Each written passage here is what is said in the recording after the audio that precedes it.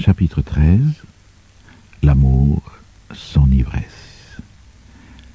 Je maintiendrai toujours, si fut-il que fut en invention et en développement culturel le moyen pléistocène, qu'une des plus grandes découvertes de ce temps, ce fut l'amour. Ça me prit, à l'époque, absolument au dépourvu. En un instant, je fus une créature aussi neuve, aussi fraîche, aussi souple, aussi joyeuse et libre qu'un serpent qui vient de changer de peau. Une libellule aux ailes radieuses après sa longue nuit de chrysalide.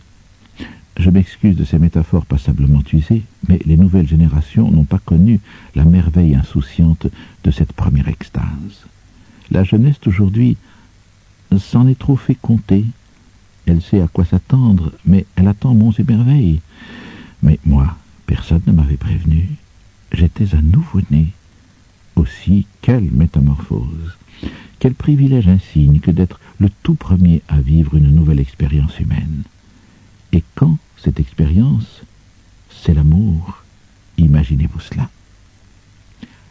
À présent, l'amour est devenu une sorte de routine, une marchandise de seconde main, même si les jeunes y trouvent encore une humble joie quand ils le découvrent au sommet d'une montagne, au cœur de la forêt ou sur le bord d'un lac.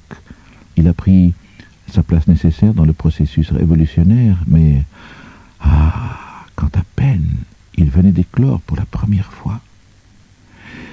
J'étais trop occupé sur le moment pour éprouver le désir, avoir la force d'analyser la chose. Mais rétrospectivement, je reconnais que ses pairs, lorsqu'il nous imposa notre premier refoulement à des fins qu'il croyait purement sociologiques, qui fut involontairement à l'origine de cette éclosion. En entravant nos inclinations les plus faciles, il nous offrit en prime, sans le savoir, ce banquet de sensations inouïes, de fascinantes délices. Non que nous fussions le moins du monde refoulés, Griselda et moi, tandis que nous nous pavanions par toute la nature, que nous la traitions partout en chambre nuptiale, tant nous nous sentions souverains absolus de ces nouveaux domaines en nous.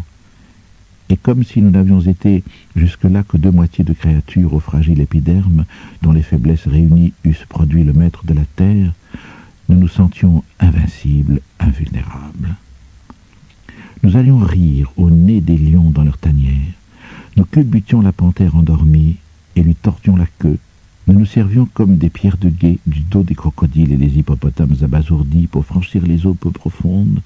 Nous remontions les cataractes avec la truite et le poisson-tigre et dévalions les rapides avec l'anguille.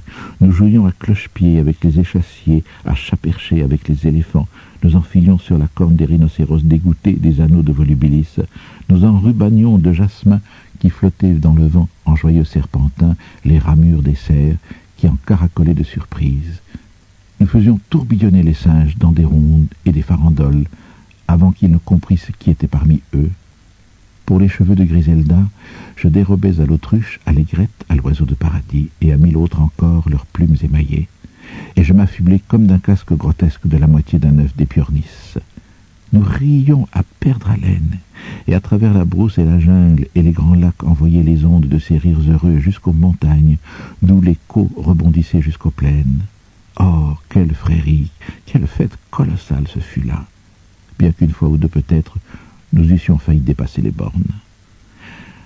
Le soir venu, enlacés par la taille, nous allions voir se coucher le soleil, puis nous admirions l'étincellement des cieux, somptueusement zébrés d'incessants météores, les flammes qui jaillissaient des montagnes autour de l'horizon, la lueur dans les sous-bois, des yeux des grands félins, le clignotement sans fin des lucioles à nos pieds. Alors, je parlais à Griselda de la caverne où je l'amènerais, du grand feu qui flambait sans cesse à son entrée, de nos bagarres lorsque l'un d'entre nous le laissait s'éteindre, de nos exploits, des pièges, des javelots et des festins qui s'ensuivaient. De son côté, elle ne se lassait pas de m'interroger sur sa belle famille.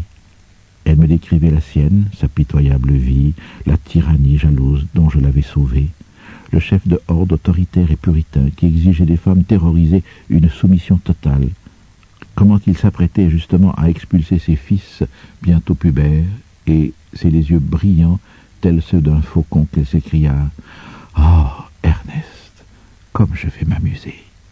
Amour, amour, quand tu nous tiens !»